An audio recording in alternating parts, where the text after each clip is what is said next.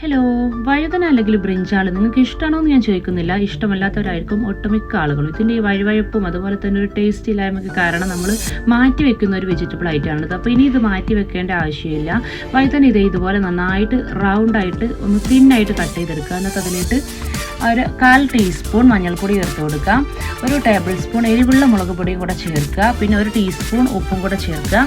പിന്നെ ഇതൊന്ന് കുഴച്ചെടുക്കാൻ ആവശ്യമായിട്ടുള്ള ഒരു 2-3 ടേബിൾ സ്പൂൺ വെള്ളം കൂടെ വെച്ചിട്ട് നന്നായിട്ടൊന്ന് മാരിനേറ്റ് ചെയ്ത് വെക്കുക. ഇതുപോലെ നന്നായിട്ട് തേച്ച് പിടിപ്പിച്ച ശേഷം ഇതൊന്ന് ഫ്രൈ ചെയ്തെടുക്കണം. അപ്പോൾ ഫ്രൈ ചെയ്യാൻ വേണ്ടിയിട്ട് ഒരു പാൻ ചൂടാക്കിയ ശേഷം അതിലേക്ക് ഒരു 3-4 ടേബിൾ സ്പൂൺ കോക്കനട്ട് ഓയിൽ തന്നെ യൂസ് ചെയ്യണേ. കോക്കനട്ട് ഓയിൽ ചേർത്ത് കൊടുത്തിട്ടുണ്ട്. ഇനി അതിലേക്ക് ഒരു 2 പിടി കറിവേപ്പില കൂടെ ചേർത്ത് കൊടുക്കുക. എന്നിട്ട് നമ്മൾ മാരിനേറ്റ് ചെയ്ത് വെച്ചേക്കുന്ന വഴുതന ഇതിലിട്ടൊന്ന് ഫ്രൈ ചെയ്തെടുക്കാം. ഒരു 2 മിനിറ്റ് നേരം ഒരു ഭാഗം ഒന്ന് ഫ്രൈ ചെയ്ത ശേഷം ഫ്ലിപ്പ് ചെയ്തിട്ട് അടുത്ത ഭാഗം കൂടെ 2 മിനിറ്റ് നേരം കുക്ക് ചെയ്തെടുക്കുക. ഇപ്പോൾ ഒരു ഭാഗം വെന്ത ശേഷം ഞാൻ ഇത് ഓരോന്നായിട്ട് തിരിച്ചിട്ട് കൊടുത്തിട്ടുണ്ട്. ഇനി ഇതൊന്ന് 2 മിനിറ്റ് നേരം കുക്കായിട്ട് കിട്ടണം. ആ ഒരു സമയത്ത് നമുക്ക് വേറൊരു കൂട്ടും കൂടെ റെഡിയാക്കി എടുക്കാനുണ്ട്. അപ്പോൾ ഒരു മൺചട്ടിയിലേക്ക് നല്ല 1.5 കപ്പ് യോഗേർട്ട് എടുത്തിട്ടുണ്ട്, പുളിയില്ലാത്ത തൈര്. ഇതിലേക്ക് ഒരു 1/4 കപ്പ് വെള്ളവും ഒരു 3/4 ടീസ്പൂൺ ഉപ്പും കൂടെ ചേർത്തിട്ട് നന്നായിട്ടൊന്ന് മിക്സ് ചെയ്തെടുക്കുക. അപ്പോൾ ആ തൈരിൻ്റെ കട്ടൊക്കെ ഒന്ന് മാറിയിട്ട് നല്ലൊരു വാട്ടറി ഒരു ഗ്രേവി രൂപത്തിൽ ഇത് കിട്ടും. അപ്പോൾ ഈ ഒരു സമയത്ത് നമ്മൾ കുക്കാകാൻ വെച്ച ബ്രിഞ്ചാളിനെ കുറിച്ച് മറക്കരുത്. ഇനി ഇതിലോട്ട് നമ്മൾ ബ്രിഞ്ചാളാണ് ചേർത്ത് കൊടുക്കുന്നത്.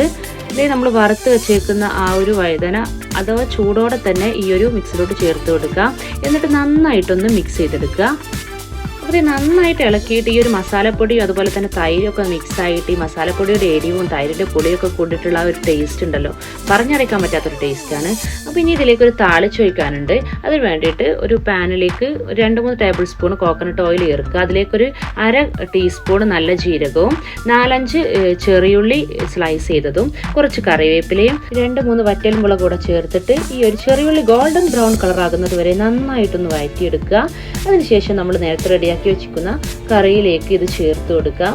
നന്നായിട്ടൊന്ന് ഇളക്കി യോജിപ്പിച്ച ശേഷം ഒരു 5 മുതൽ 10 മിനിറ്റ് വരെ അടച്ചു വെച്ച് ആ ടേസ്റ്റ് ഒക്കെ ഒന്ന് ബാലൻസ് ചെയ്തിട്ട് നമുക്കിതിനെ സെർവ് ചെയ്യാവുന്നതാണ്. അപ്പോൾ വഴുതന ഇഷ്ടപ്പെടാത്തവരാണെങ്കിലും കൂടി നിങ്ങൾ ഈ ഒരു കറി ഒന്ന് ട്രൈ ചെയ്ത് നോക്കണേ. വളരെ ടേസ്റ്റി ആയിട്ടുള്ള ഈ കറി നിങ്ങൾക്ക് ഇഷ്ടപ്പെടാതിരിക്കില്ല. അപ്പോൾ നിങ്ങൾ ട്രൈ ചെയ്ത് നോക്കിയിട്ട് നിങ്ങളുടെ ഫീഡ്ബാക്ക് അറിയിക്കണേ. അതുപോലെ തന്നെ ചാനൽ ഇതുവരെ സബ്സ്ക്രൈബ് ചെയ്യാത്തവരാണെങ്കിൽ പ്ലീസ് ഒന്ന് സബ്സ്ക്രൈബ് ചെയ്ത് സപ്പോർട്ട് ചെയ്തേക്കണേ. പുതിയ റെസിപ്പിയുമായി കാണുന്നതുവരേക്കും ബൈ. Thanks for watching.